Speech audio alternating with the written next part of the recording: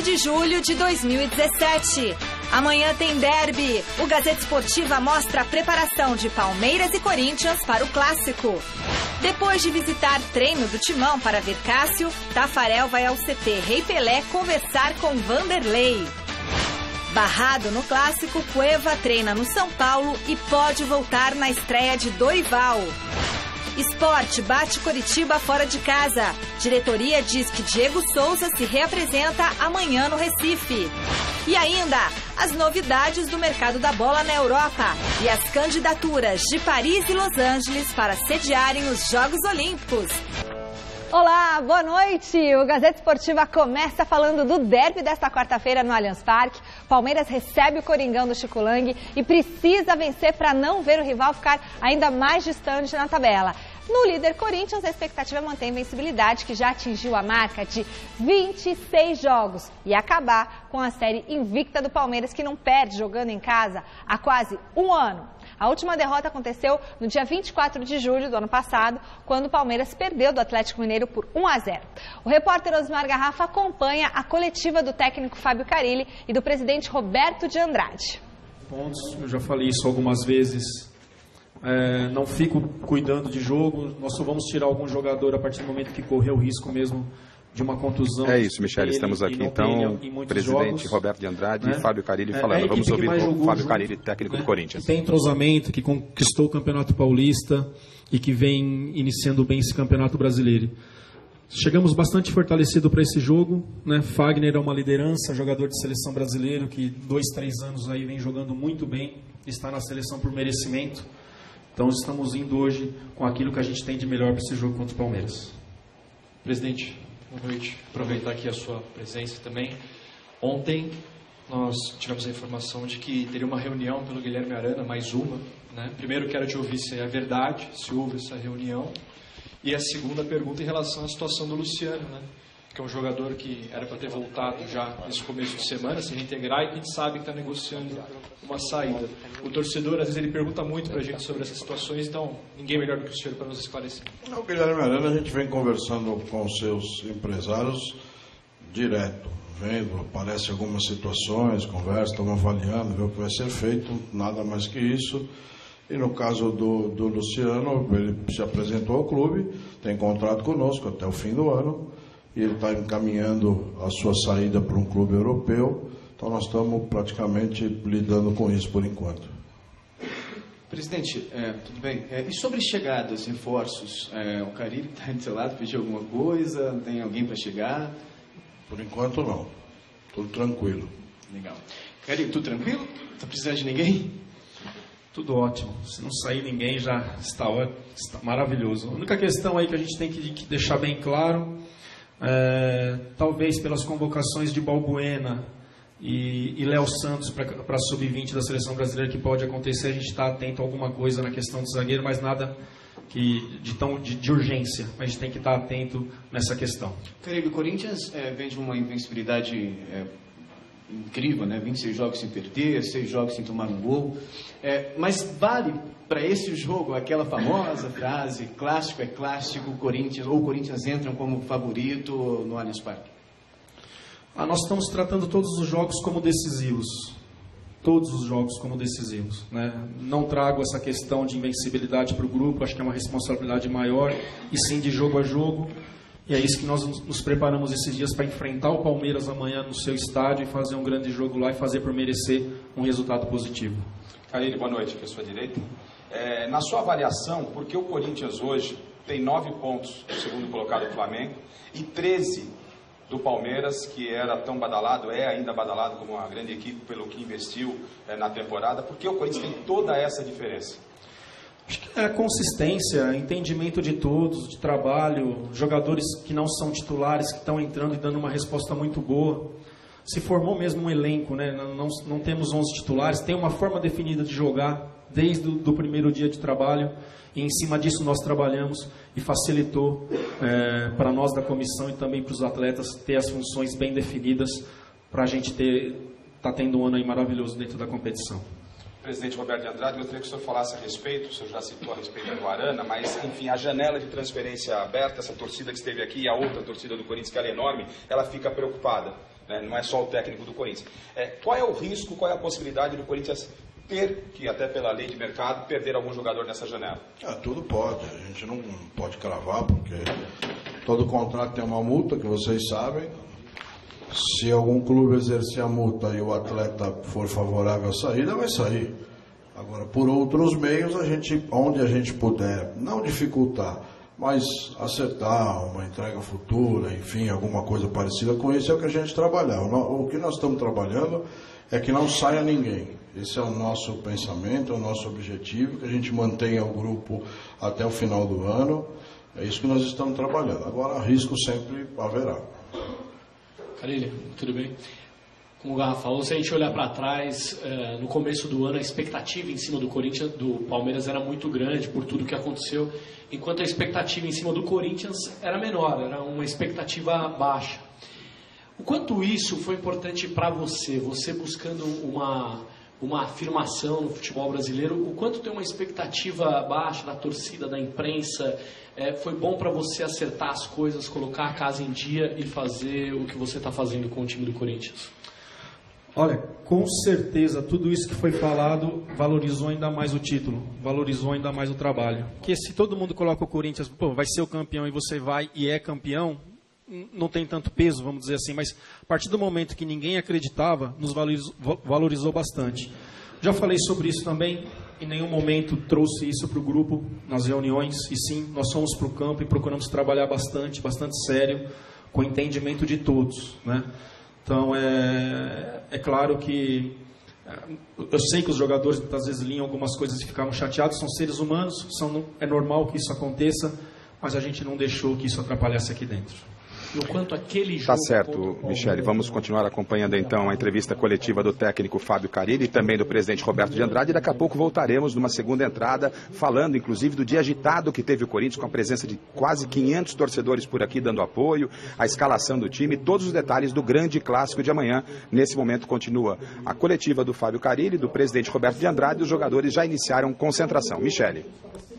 Muito obrigada, Osmar Garrafa. Pois é, do Corinthians para o Palmeiras, na Academia de Futebol, está agora o repórter Adriano Dolf, que acompanhou os trabalhos do Verdão. Boa noite, Adriano.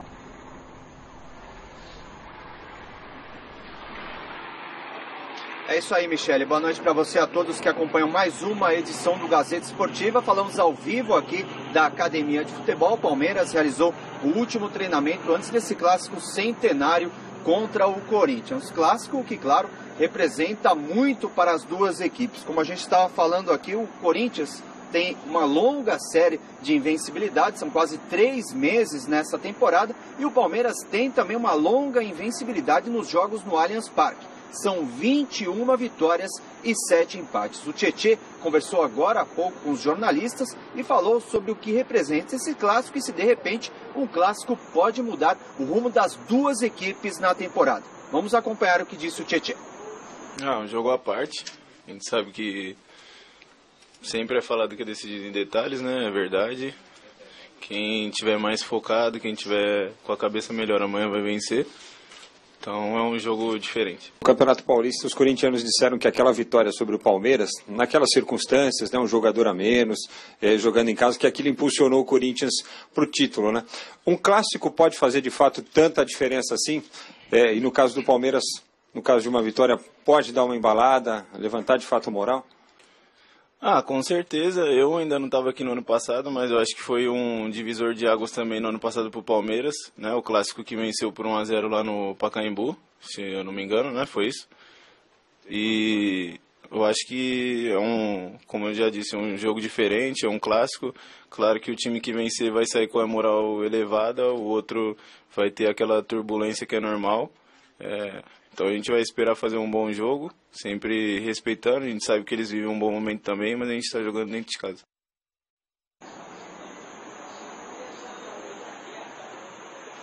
Pois é, esse Palmeiras que vai jogar dentro de casa realizou um treinamento praticamente todo, inteiramente fechado à imprensa. Apenas os minutos finais da atividade puderam ser gravados e aí a gente pode conferir que foi um rachão entre dois times aí com o Cuquinha apitando. Os jogadores Felipe Melo, Guerra e Borja participaram normalmente da atividade. São 3 jogadores que podem retornar à equipe em relação à partida contra o Cruzeiro, assim como o Fernando Praz também treinou normalmente, ele que foi bastante criticado por alguns torcedores depois do jogo contra o Cruzeiro, torcedores que sugeriram algumas falhas do goleiro em gols do time mineiro. O Tietê falou também sobre essa falta de tempo hábil do Cuca para montar uma equipe, se talvez ele possa ser uma novidade, seja no meio-campo ou na lateral direita. Vamos acompanhar. Tudo pode acontecer, né? Mas não sei, o Cuca fez mistério aí, né? A gente sabe também, então vai continuar assim. O William ontem aqui na entrevista disse que o time está carecendo de alguns ajustes ainda, né?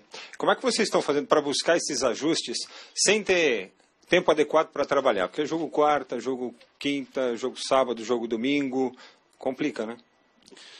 Não tem muito tempo para treinamento, né? Uma coisa mais conversada, o Cuca sempre procura conversar com a gente, independente se a gente ganhou o jogo ou perdeu, ele procura passar o que a gente tem que melhorar, quais foram os pontos positivos e negativos, e a gente está buscando uma melhora aí.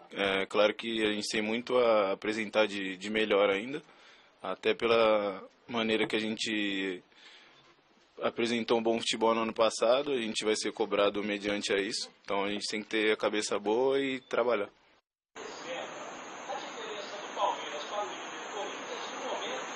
Existe muita expectativa que esse clássico possa reerguer o Palmeiras na temporada. São 13 pontos de distância para o líder Corinthians nesse momento.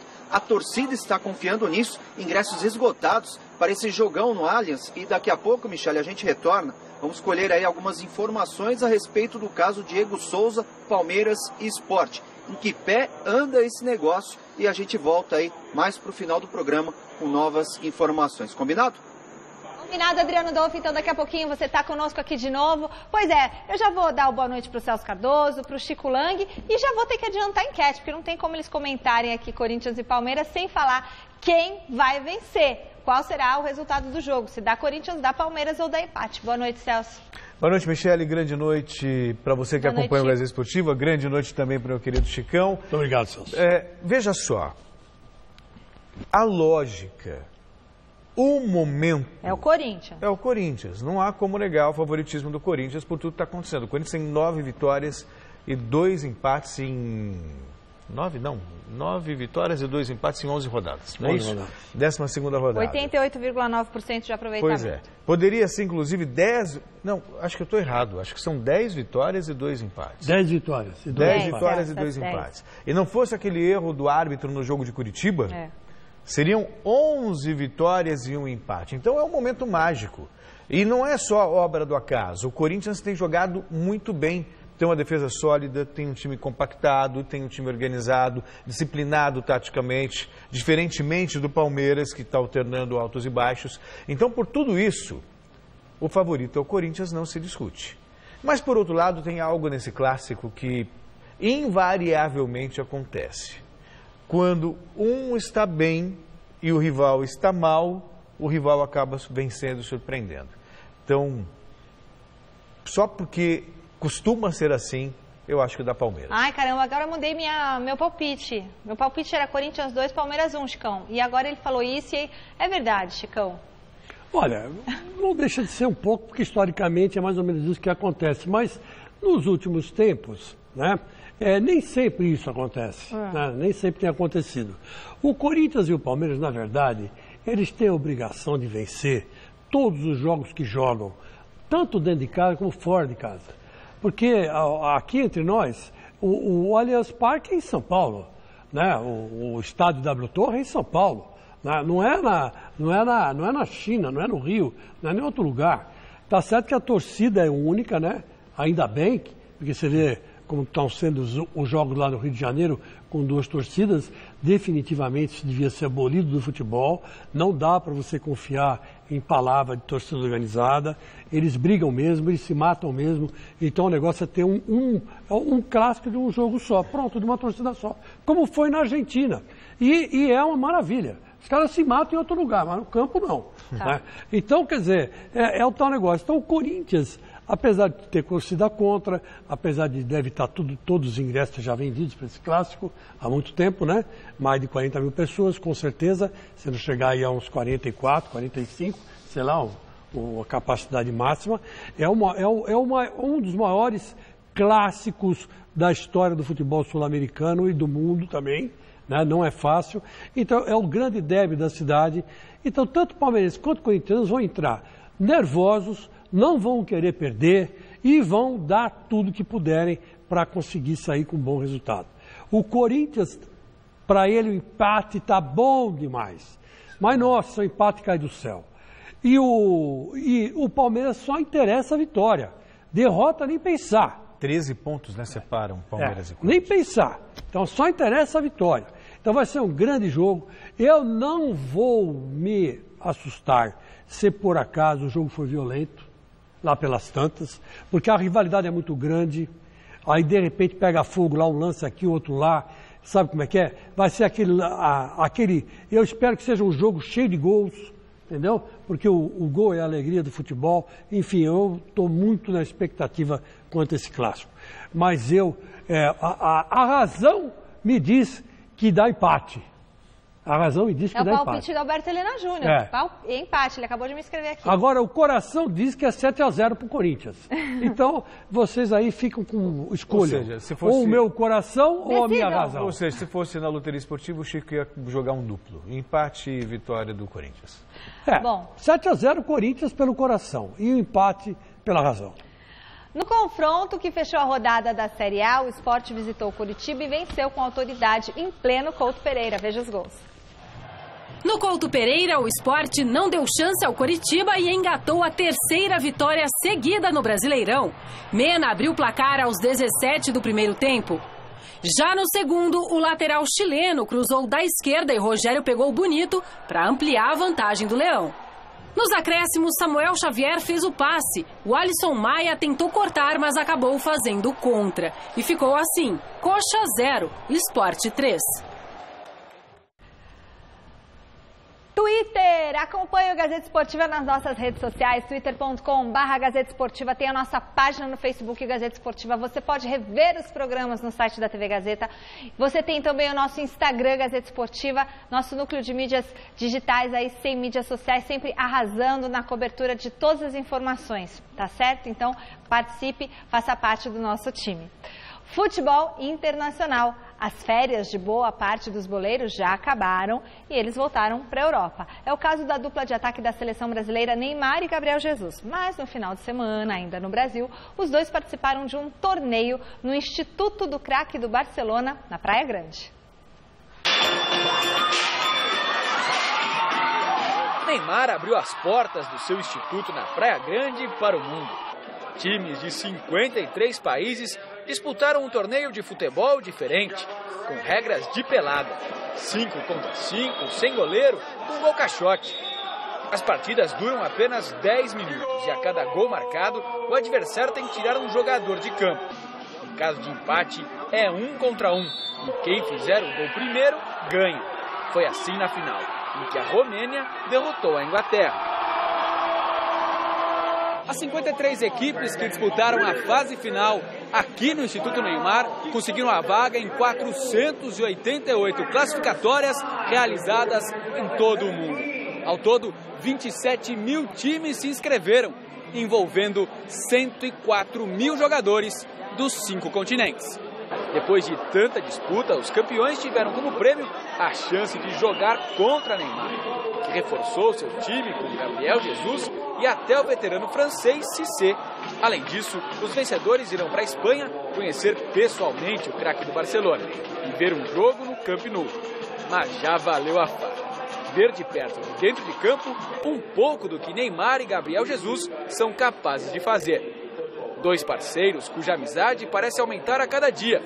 Dois craques que esperam fazer na próxima temporada europeia mais do que fizeram na última. Eu espero que seja uma temporada de muito êxito, de muita felicidade, né? É assim que eu espero. Estou me preparando para ela porque é uma das temporadas que vão ser mais importantes na minha vida, então que vai ser mais importante na minha vida. Então estou muito feliz, muito empolgado para começar a treinar logo e me preparar. Eu traço títulos e gols, né? É minha função. Então, vou voltar agora, cabeça no lugar, foco para que eu possa continuar fazendo o que eu comecei fazendo lá. A temporada, que começa no segundo semestre deste ano, acaba às vésperas da Copa do Mundo. Não há, no entanto, como não se lembrar da última, até porque a final do torneio de Neymar aconteceu justamente no aniversário de 3 anos do 7-1. Acho que não tem como apagar, né? Ficou na história, já aconteceu, já passou. Acho que a gente não pode ficar toda hora lembrando. Ficou na história, já passou. Isso aí, Neymar. Bola pra frente. Fala, Chicão. Só um negócio, o Neymar tem razão. O Brasil não ganhou de 1-0. Ou de 1-0 não ganhou nos pênaltis da Alemanha e não levou a medalha olímpica. Ganhou. Tudo bem que não é 7-1, mas levou uma medalha em cima da Alemanha. Então, sabe, esse negócio de 7-1 também, já, infelizmente, é um período negro, mas paciência. Você superou, Celso? Porque o Celso não tinha superado, estava fazendo terapia, se tratando, já superou? Não. Lembra que você falava que tinha pesadelo? Sim, impossível. Aquele jogo tem com como. horror, gente. Tem como. Às vezes eu estou vendo uma partida de futebol e vejo lá 26, 27 minutos, 0-0, fico pensando, poxa vida, a Alemanha já está vencendo por 5-0 nesse momento. Vira e mexe, eu lembro. É horrível, gente. Olha, você veja que diferença, é rapidinho, Bárbara, veja que diferença. Em 1950, a gente não tinha transmissões ao vivo de televisão ainda, em nenhum lugar do mundo, eu acho. Não existia isso. A televisão estava no começo. Então você tinha gravações, você tinha cinema e tal. Então muita gente gravou Copas até então, né? Tem Copa até do comecinho, quando o Uruguai foi bicampeão mundial seguido. E naquela época, em 54, a gente não viu o jogo. Então aquele jogo virou uma lenda. Todo mundo que você conhecia, que tinha uns 40, 50 anos e 70, eu estive no Maracanã, foi um fracasso. Tá. Agora, com esse negócio de passar para o mundo inteiro, e mais de 1 bilhão de pessoas terem visto a Copa, 2 bilhões, sei lá quanto, quer dizer, fica claro que a Alemanha foi tão superior ao Brasil que não tinha como discutir o 7-1. E fica mais fácil ainda você assimilar aquilo ali e ver que realmente a Alemanha mereceu ganhar a Copa sem discussão. Com o pé nas costas. Com o pé nas costas. Então você vê que como são as coisas. Então você entra na internet, você vê a gravação, você vê tudo, você vê o tempo todo, você vê quem errou, quem acertou, quantos passos o cara deu errado, quantos passos o cara deu certo. Então há uma desmistificação com os meios de comunicação. Você sabe que eu vou fazer mestrado aqui na Casper Libero e vou defender essa tese. Quanto mais os meios de comunicação se aperfeiçoam, menos mística ficam as coisas. Menos assim, vamos dizer assim, misteriosas, sabe? Tabus. Aquele clima de dúvida, aquela cortina de fumaça, ela aparece. As coisas ficam mais claras. Então, por isso que tudo tem que ser mostrado, tudo tem que ser muito bem visto pelo telespectador. E analisado também pelo telespectador, mas também pelos jornalistas especializados. Bom, de qualquer forma, não existe nenhuma dúvida. O 7-1 da Alemanha foi a pior, ou melhor, o maior vexame da história da seleção brasileira. Jamais uma seleção brasileira tomou de 7-1. Ainda mais uma Copa do Mundo, numa semifinal e em casa. Não, nada melhor que um dia depois do outro, como diria minha avó. Mas calma. Você vai lembrar, vai. Você vai estar vivo ainda quando a gente devolver esse 7-1. Só para dizer que o nosso repórter Helder Júnior, do site gazetesportiva.com, foi para a Rússia e a partir de hoje você confere no site gazetesportiva.com uma série de reportagens mostrando curiosidades e informações sobre esse país. Já está no ar lá no site gazetesportiva.com, hoje falando sobre a temperatura, como que é a Rússia. Ele falou que foi um voo super cansativo, mais de 15 horas de voo, teve que parar na Alemanha, parou na Alemanha, pegou mais 4 horas de voo, então ele ficou, coitado, ficou acabado, mas traz para você toda como que tá a Rússia. Tava tendo Copa das Confederações lá na Rússia e os garçons achando que já era Copa do Mundo, nem sabiam que estava rolando a Copa das Confederações. Michele, se eu conheço os meus antepassados, devia estar todo mundo mamado. Todo mundo... Isso vodka, foi num bar mesmo, né? Com vodka, muita vodka da cabeça, você não sabe, então você tem Copa do Mundo, você é Copa das Confederações, onde você está e que planeta você vive. E lá a vodka é que nem absinto, hein, cara? Tem uma octanagem ali que não é fácil. Série de reportagens, capítulo 1 hoje no site gazetesportiva.com do Helder Júnior. E com o início da pré-temporada dos clubes europeus, a janela de transferências esquentou. Veja alguns destaques desta terça-feira. Peça fundamental da seleção de Tite, o volante Paulinho é alvo de desejo do Barcelona. O clube catalão teve a primeira investida negada pelo Guangzhou Evergrande da China, atual clube do jogador, mas prepara uma proposta de 25 milhões de euros pelo atleta. Paulinho recebe um salário mensal de 2 milhões de reais, mas já aceitou diminuir em cerca de 25% este valor para vestir as cores azul e grená. Outro jogador da seleção que está de casa nova é o lateral Daniel Alves. De saída da Juventus, o atleta fez exames médicos no PSG e deve ser apresentado amanhã. A transferência para o clube francês frustra os interesses de Pep Guardiola e do Manchester City na contratação do brasileiro. Quem já foi apresentado ao novo clube é o lateral esquerdo Theo Hernandes. Revelado pelo Atlético de Madrid, o atleta jogou o último campeonato espanhol pelo Alavés e na apresentação ao clube merengue não demonstrou muita intimidade com a bola. Se tem gente chegando no Real Madrid, também tem jogador indo embora. O meia James Rodrigues, estrela da seleção colombiana, agora é atleta do Bayern de Munique. A negociação foi conduzida por um empréstimo de 2 anos, com o clube alemão tendo a prioridade na compra em definitivo após este período. Pelo clube merengue, James disputou 33 jogos, marcando 11 gols.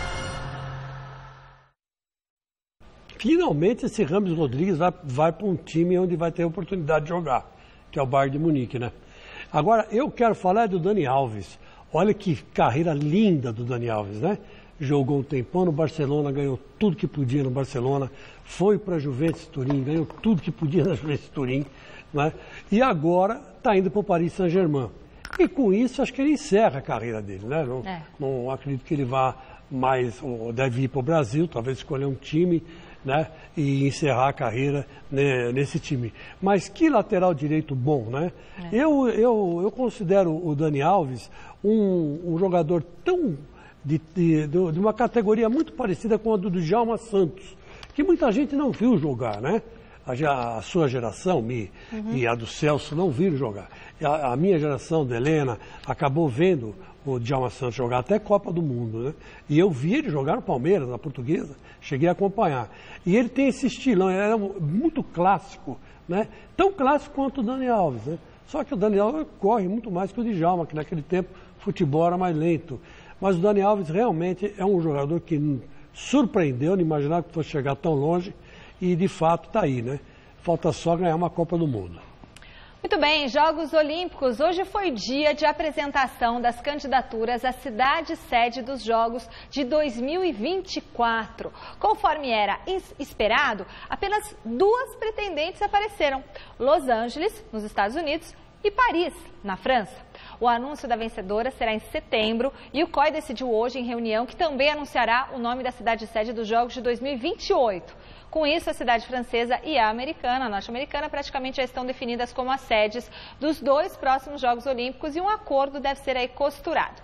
Outras cidades chegaram a indicar que também seriam candidatas, mas por pressão popular ou por decisões governamentais, desistiram antes mesmo de apresentar o projeto. Casos de Hamburgo, na Alemanha, e de Roma, na Itália.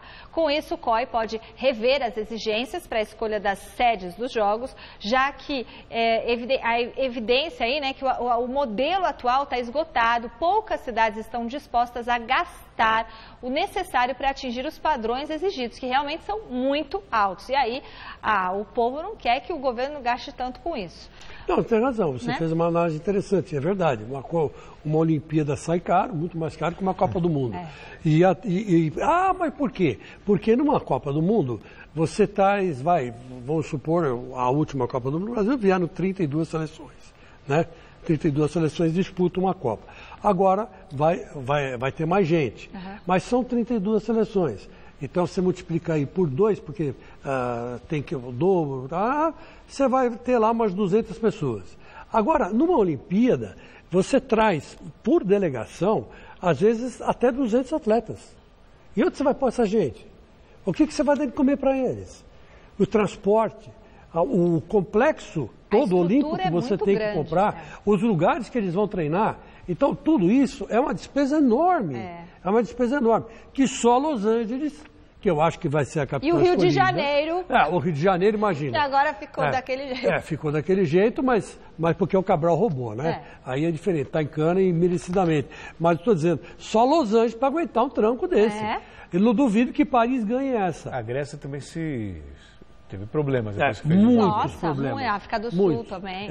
Muitos problemas. Então eu acho assim. E outra coisa que contribui para a escolha de Los Angeles como capital das próximas Olimpíadas, o terrorismo. Em Paris a coisa está pegando, já aconteceram vários atentados, lei do Charles Hebdo para cá. Então acho que é bem provável que dê uma empurrada com a barriga, talvez daqui 8 anos, talvez a coisa esteja mais calma, mais equilibrada, aí talvez Paris consiga ser escolhida. Agora Los Angeles não vejo perigo terrorista nenhum em Los Angeles, né? Agora, sei lá, né? Vai saber, esses islâmicos aí são malucos, Estava circulando a notícia que mataram o chefe do Estado Islâmico hoje, mas os Estados Unidos, o Pentágono norte-americano não tinha confirmado ainda, mas o Trump escreveu lá, vitória... mas você fique tranquila que para um que morre aparece 100. Então, fica sossegado, claro. Viu? Isso aí pode esquecer. Bom, o assunto agora é o Campeonato Brasileiro da Série B, que vai ter rodada cheia nesta terça. 3 partidas começam às 7h15. O Criciúma recebe o Paysandu em Santa Catarina. Brasil de Pelotas e Oeste jogam em Pelotas. E o Londrina enfrenta o ABC no Estádio do Café. Aí, às 8h30 tem Ceará e Internacional na Arena Castelão. Vila Nova e Paraná em Goiânia. Guarani e Goiás em Campinas. E América Mineiro e Boa Esporte em Belo Horizonte. Náutico e Juventude jogam às 9h30 na Arena Pernambuco. No mesmo horário, o Luverdense recebe o Santa Cruz em Lucas do Rio Verde. E também às 9h30, o CRB joga com o Figueirense, lá nessa terra maravilhosa, Maceió. Vamos voltar à Academia de Futebol do Palmeiras, onde o Verdão se prepara para esse jogaço de amanhã contra o Corinthians. Lá está o repórter Adriano Dolfi. Boa noite, Adriano, mais uma vez.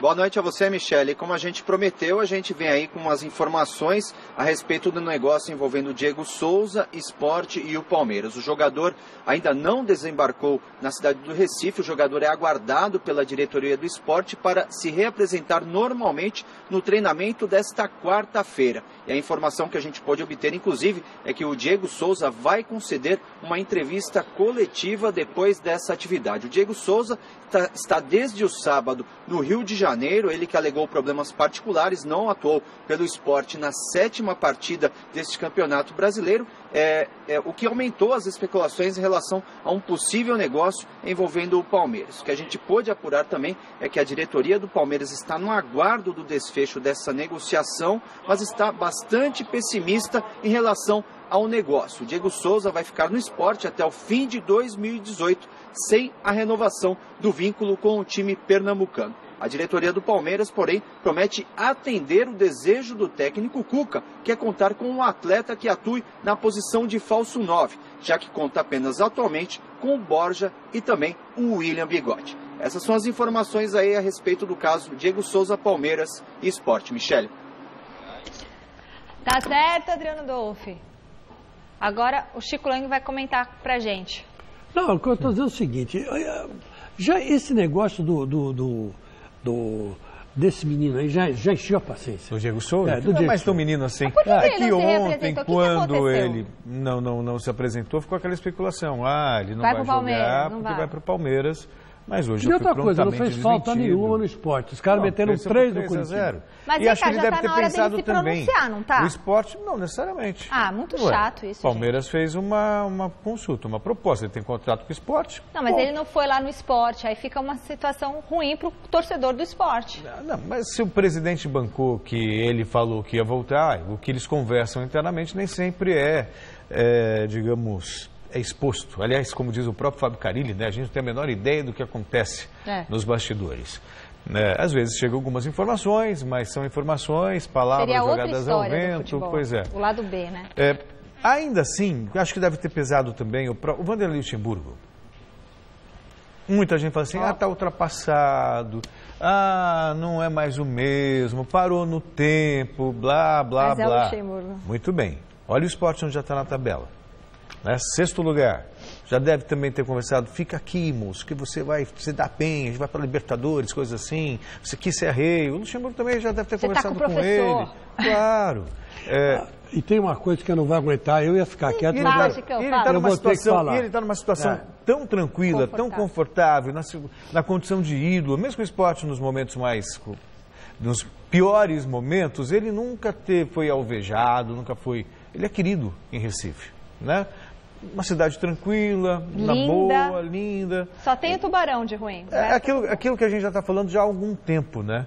Depende muito do que ele quer para ele. Um novo desafio e a possibilidade de ser campeão num grande time, no qual ele vai ser coadjuvante, né? Ele pode até se tornar protagonista, mas ele chega como coadjuvante. E abrir mão da tranquilidade que ele tem no esporte, onde ele é considerado rei, ganha bem, está na paz de Deus, como diria o amigo. É o seguinte, o Diego Souza resolve essa questão por esses dias, né? Porque não tem jeito. O campeonato segue. Agora, o que eu queria falar é o seguinte, domingo no Mesa Redonda do Super Pátio, você não pode perder. O convidado muito especial vai ser o Papai Joel, o Joel Santana. Ai, que legal! Ele vai vir. E a Michele Janela vai estar no programa também.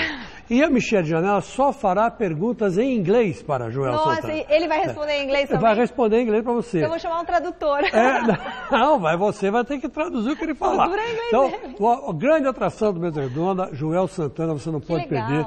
E a Michele Janela só fazendo perguntas em inglês para ela. Tá certo. Bom, hora de falar do Santos, que amanhã vai a BH enfrentar o Atlético Mineiro. O treino dessa terça foi marcado por uma visita muito especial. Veja com o Gavini. Na véspera, Tafarel foi ver Cássio no Corinthians. Nesta terça-feira, o dia foi de observar Vanderlei no CT Rei Pelé em Santos. É observação, né? A palavra é observação, né? Muito contente aqui, né? Aqui no CT do Santos, aqui, pedido da comissão técnica da seleção. Nós colocamos o Vanderlei no nosso radar aqui para observá-lo e é justo que seja assim, porque vem fazendo um bom campeonato. O Santos também está numa fase muito boa e isso ajuda muito o goleiro. Então queremos acompanhá-lo para no futuro aí, se tiver essa oportunidade na seleção brasileira, a gente já tem todas as informações, todos os dados. As boas atuações de Cássio e Vanderlei nos últimos tempos chamaram a atenção de Tite. Por isso, o preparador de goleiros da seleção brasileira foi escalado para ver de perto o trabalho dos goleiros. A ideia do Tite é a gente não fechar assim uma lista. É muito cedo ainda para te fechar uma lista para a Copa do Mundo, né? Muitas coisas podem acontecer até lá e a gente tem que ter todas as informações e todos os jogadores e trabalhar com um certo número de jogadores, e no caso goleiros, para a gente chegar no momento que for oportuno e devido para essa convocação final. Mas até lá tem muita observação pela frente e muito trabalho a se fazer, né? Desde que assumiu a seleção brasileira, Tite convocou 6 goleiros. O Everton, Diego Alves, Alex Muralha, Danilo Fernandes, Ederson e Alisson. Cássio e Vanderlei ainda não foram chamados, mas a partir de agora passam a fazer parte da lista de possíveis convocados. A seleção brasileira volta a se reunir no final de agosto para os jogos contra Equador e Colômbia pelas eliminatórias da Copa do Mundo. Se Vanderlei ou Cássio ou os dois estarão no grupo, essa resposta Tafarel não pode dar. Aí vai depender do Tite, né, cara? Tem que jogar essa bola sempre pra ele, né? É ele que decide. Vanderlei é um nome forte aí pra seleção? É um nome forte. Todo mundo é forte, né, cara? Todo mundo é forte, né? A escolha não é tua, né? Isso. Joga pra mim. Acabou a entrevista. Boa gente, Tafarel, né? Agora, claro que não é uma coincidência, né? O Vanderlei tem colecionado ótimas performances, né? Já foi lembrado para a seleção brasileira antes mesmo que o Cássio, lembrado no sentido da crítica, as pessoas têm acompanhado o Vanderlei, só tem rasgado elogios, ele tem feito realmente... Os dois têm 1,95 m. Aliás, contra o Palmeiras, por exemplo, o que o Vanderlei fez foi uma coisa absurda, né? E o Cássio também está lembrando aquele Cássio de 2012, quando foi fundamental para o Corinthians ser campeão da Libertadores. Pegou um pênalti contra o Grêmio, pegou um pênalti contra o Grêmio. E sabe, ele está em forma, né? Então, qual é a grande vantagem do Cássio em forma? Ele está mais experiente também. Ele espera o batedor cobrar o pênalti. Ele nunca foi um exímio pegador de pênalti. O que ele faz agora? Ele espera o máximo possível o atacante se definir. E quando o atacante define, ele é muito grande. Então ele usa desse tamanho que ele tem. Pois é, então ele evoluiu muito, o Cássio. Tanto o Cássio quanto o Vanderlei merecem a seleção brasileira, Chico. Acho que os dois, inclusive, serão convocados. O Taffarel não foi ver os dois à toa. E o Taffarel, que para muita gente foi o maior goleiro de todos os tempos do Brasil. E eu tive a oportunidade de conviver com o Taffarel na Copa de 1990 na Itália. Gente boa ele, Chico? Gente boníssima. Só que naquela Copa, o Taffarel estava meio que vai pro gol, não vai pro gol, tal. E a noiva do Taffarel, que era uma manequim muito bonita naquela época, resolveu meter a boca no mundo, no trombone, deu uma confusão em haste, que você não queira saber. Foi ela dizendo, defendendo o Taffarel, tal. Foi a primeira grande fofoca de 1990. Foi um barraco, uma loira lindíssima, diga de passagem, né? Naquela época, pelo menos, era mocinha de tudo. Assim, bem parecida com você, seu tipo, assim, alta, obrigada, né? O Taffarel também é grandão, não é baixinho? Então, mas ele é bom goleiro, ele sabe o que ele está fazendo e com certeza os dois vão ser chamados para a próxima convocação.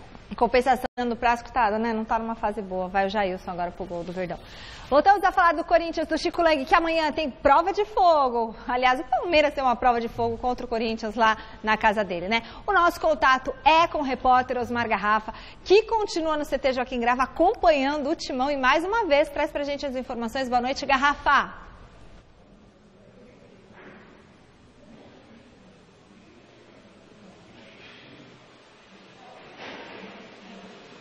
É isso, Michele. Terminou há pouco aqui a entrevista coletiva do técnico Fábio Carille, do presidente Roberto de Andrade. Os jogadores já estão concentrados e, claro, né, é um jogo que vale 3 pontos pelo Campeonato Brasileiro, mas é um jogo extremamente especial. E o dia do Corinthians também foi especial. Os números fazem com que o Corinthians viva esse momento, né? Só rapidamente passando. São 115 dias de invencibilidade. Amanhã o Corinthians chega a essa marca de 115 dias de invencibilidade. 26 jogos sem nenhuma derrota. Né? São 26 jogos sem nenhuma derrota. O Corinthians não perde há 26 partidas. Nos últimos 6 jogos, o Corinthians não sofreu nenhum gol. É líder do Campeonato Brasileiro. Ele tem 32 pontos, né? Ainda no início da competição, tendo 9 de vantagem para o vice, 10 para o terceiro, o vice é o Flamengo, o terceiro é o Grêmio, e do adversário de amanhã, que é o maior dos seus rivais, podemos dizer assim, no caso do Palmeiras, o Corinthians tem 13 pontos e se vence amanhã, abre 16 do milionário Palmeiras. E isso fez o quê? Fez que, claro, a torcida se mobilizasse e viesse aqui, segundo a Polícia Militar, que esteve também marcando presença, a gente já tem algumas imagens aí, aproximadamente de 700 a 800 torcedores hoje, aqui na porta do CT, manifestando apoio ao Corinthians. Por que desse apoio? Porque amanhã, como é sabido, não é novidade para ninguém, é jogo de torcida única, clássicos aqui na capital, torcida única. Quando é Itaquera, só a torcida do Corinthians. Quando é no Allianz, só a torcida do Palmeiras. Então a torcida resolveu um jeito aí de tentar incentivar os jogadores do Corinthians. Tivemos fogos, foguetório por aqui e ao término da atividade, os jogadores do Corinthians vieram do gramado para saudar os torcedores aqui bem próximo ao portão na sala de imprensa. E nós registramos esse momento, vamos acompanhar como é que foi esse encontro. Dos 700, 800 torcedores que aqui estiveram com os jogadores do Corinthians se preparando para o clássico de amanhã. Os jogadores aqui se aproximando. E aqui à nossa direita, pode observar, aqui a torcida do Corinthians. Chegaram em aproximadamente 300 torcedores. Mas a informação, aqui agora os jogadores aqui respondendo aqui, ó. Aproximadamente 500 torcedores, ó. São 500 torcedores aqui. Esse é o clima do clássico de amanhã. Os jogadores vão lá mais perto ainda, hein? Os jogadores vão chegar lá. Ô, Jô, já tinha visto isso aí, Jô? Já tinha visto?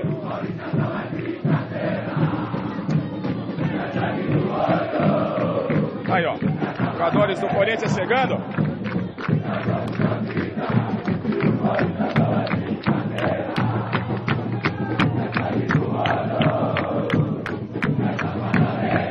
Já tinha visto algo parecido, Paulo? Como é que se sente o jogador nesse momento? Diferente, né? Diferente. Pô, muito bom.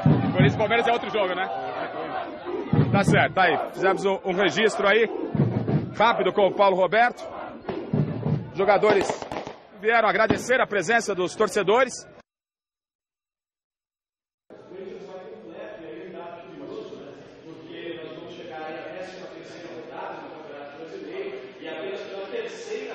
Tá certo. E o técnico Fábio Carilli, em entrevista coletiva, falou dessa manifestação importante hoje aqui no CT, na Zona Leste da cidade de São Paulo.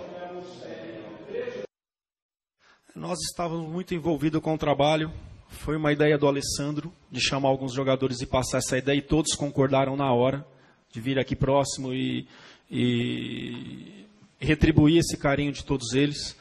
É muito importante, o torcedor está sendo muito importante desde o começo, principalmente depois do jogo contra o Palmeiras, que vem a entrega, esses jogadores correndo muito dentro de campo, se doando bastante, né? Mas partiu aqui do Alessandro com alguns jogadores a ideia de chegar próximo a eles.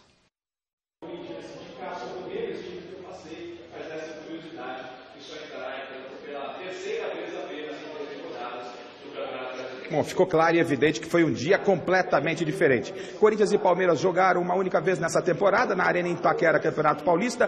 1-0 gol do Jô, com o Corinthians jogando parte do segundo tempo com um homem a menos. E amanhã o Corinthians vai levar a campo o que tem de melhor, Michele. O Fagner, que era dúvida, não jogou a última partida, ficou sendo dúvida no treinamento de ontem, levou o pisão no pé, mas treinou normalmente e está confirmado. Corinthians escalado, sem dúvida. Cássio, Fagner, Balbuena, Pablo e o Guilherme Arana no meio-campo. Maicon, Gabriel, Rodriguinho e Jadson. No ataque, Jô e Romero. Este é o Corinthians 21-45. Vai pegar fogo, viu, Michele? É um grande jogo, um grande clássico, e todos os detalhes aqui no nosso Gazeta Esportiva. Muito obrigada, Osmar Garrafa. Arrepiou, Chicão. Agora mudei, acho que vai dar Corinthians, meu palpite. Olha, você vai de acordo com os fatos. Sério, me deu um negócio, sim. Não, você sabe como é que é, a mulher é intuitiva, né? Corinthians! Agora, mas o que eu quero dizer para você é o seguinte, veja que coisa engraçada. A torcida do Corinthians, a gente sabe, carrega o time nas costas mesmo, e não tem jeito. O Valmir Cruz esteve aqui, que é preparador físico do Corinthians, ela na entrevista... Valmir Cruz. Valmir Cruz. Ele esteve aqui domingo passado, foi uma entrevista maravilhosa, muito boa. Ele explicou os bastidores da preparação, como é que é feito, com os jogadores que eles separam, o que eles tratam. Ele, quer dizer, não revelou como fazem, mas contou mais ou menos por cima.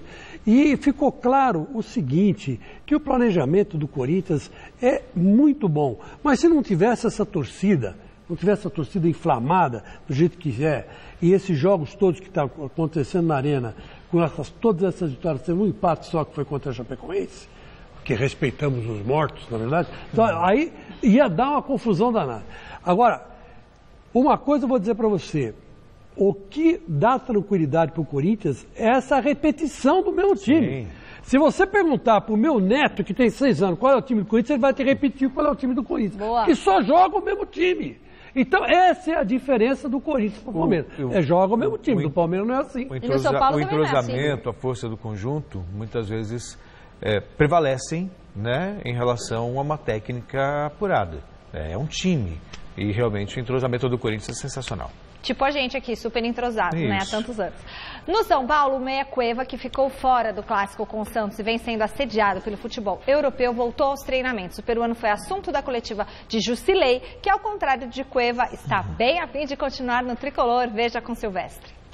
Robert, 4 anos, Cauã, 6 anos. Falar dos filhos é fácil, né, Jusilei? E de um outro baixinho? Você consegue entender por que o Cueva parou de jogar? Aí, só fazendo essa pergunta para ele.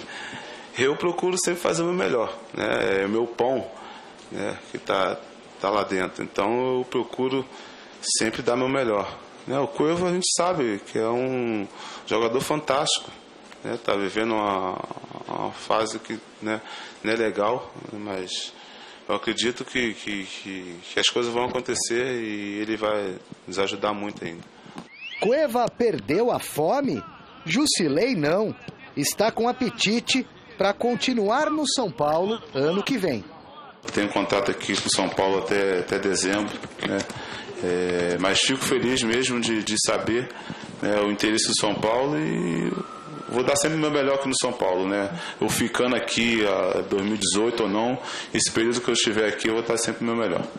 Atuando no São Paulo, projeta um futuro promissor, inclusive com seleção. Seleção, sempre pensa, é um sonho, né? E está dentro de mim ainda, né?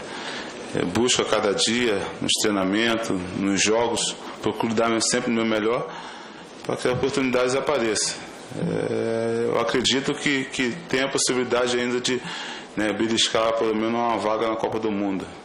Então vou continuar trabalhando forte e firme. A lamentar o momento da equipe e a saída do mito. O time não encaixou, né?